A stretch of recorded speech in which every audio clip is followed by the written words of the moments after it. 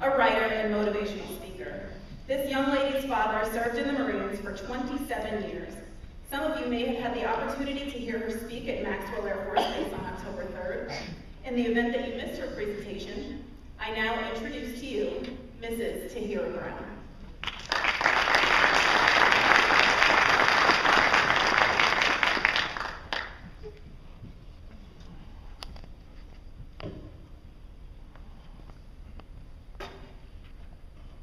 Can everyone see me from here?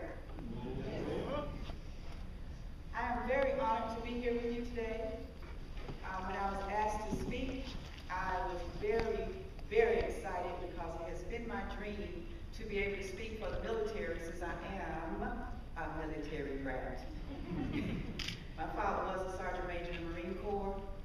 He served in 3 wars, never got a scratch. But he was killed in a 6-car pileup in Decatur, Georgia. He died at the age of 46, and my mother died at the age of 40.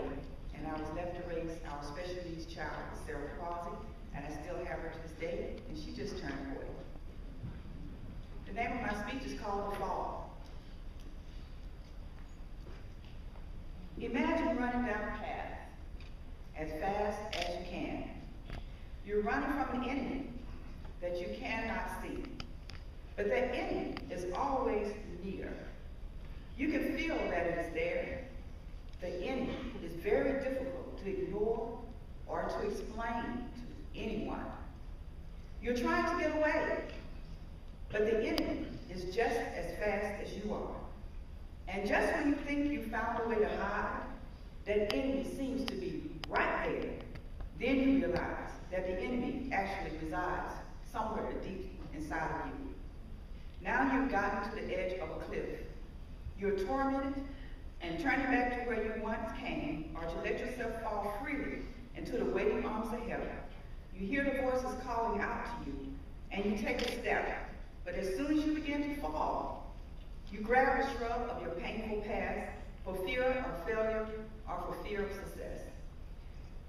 I'm here to talk to you about dealing with the challenges of your life. When we are born, there are no instructions attached that tells us how to prepare for the challenges that we will face in our lives. Our first introduction to life is a smack on the behind, and then in most cases, loving kisses from our mothers.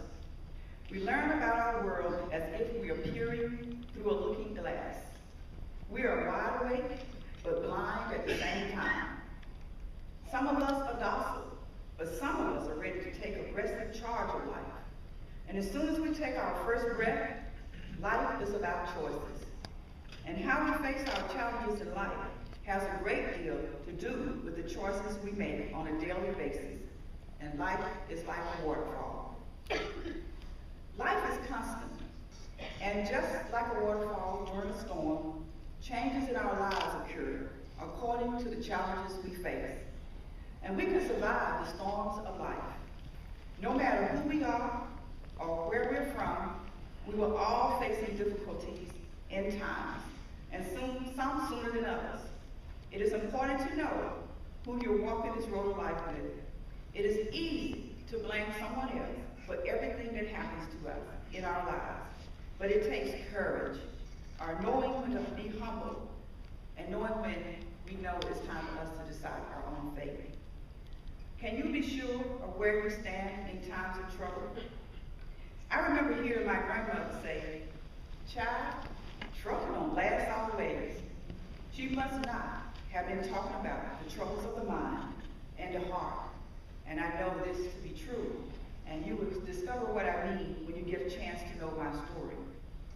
I had to shake the troubling trials of my past out of my soul to let go of the troubles that haunted my mind day in and day out. Getting over the hump of despair is truly a great, gut-wrenching, and very painful journey. For some of you who have seen the battlefield, understand the memories that will linger long after you arrive safely home. They have a name for the suffering these days, and it's called post-traumatic stress disorder. My stepfather, Sergeant Major James Grant, from the Marine Corps, I had to endure his battle with memories of the 3 wars he fought in. And many nights, he took to the halls of our home home, screaming out the names of his comrades, and carrying his fully loaded rifle with him. And if my mother tried to help, many of those times, she endured his lashing out to the shadows of the war zone. I was the one who took his rifle every time he lost control and put it away. We were a family, and he was suffering. And maybe our lives would have been much different if he got the help that he needed. The help they have for Veterans Day was not available to military men of yesterday. Many of our Air Force families who have seen the battlefield and have endured the scars of war are here for you, and they walk with a purpose. When you join the Air Force, you join a group of men and women who walks with a purpose. You all must depend on each other, and that takes trust and respect. In the deepest darkness, there is a God. Even in the darkest of nights, lessons learned in the military and your fellow airmen will be there to guide you through the darkness into the light. One part of learning how to overcome the past you left behind to join the Air Force is to focus on a goal. Sometimes challenges will come and make you feel as if you're on a road to nowhere. But just keep putting one foot in front of the other. And each time you trip and fall, just get up and keep stepping.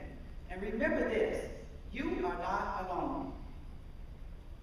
I can look out over this room and I can tell you that to your left and to your right is another Air Force family member that is depending on you to help them stay safe and encouraged to do their duty each and every day.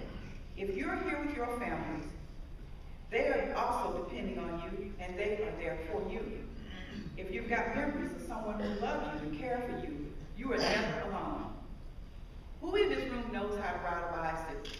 I'm pretty sure most of you do. Right? Your hands went up. Somebody taught you how to ride a bicycle, and you knew you were safe. And now it is your turn to teach someone else how to get up after every fall and try again until they can ride on their own.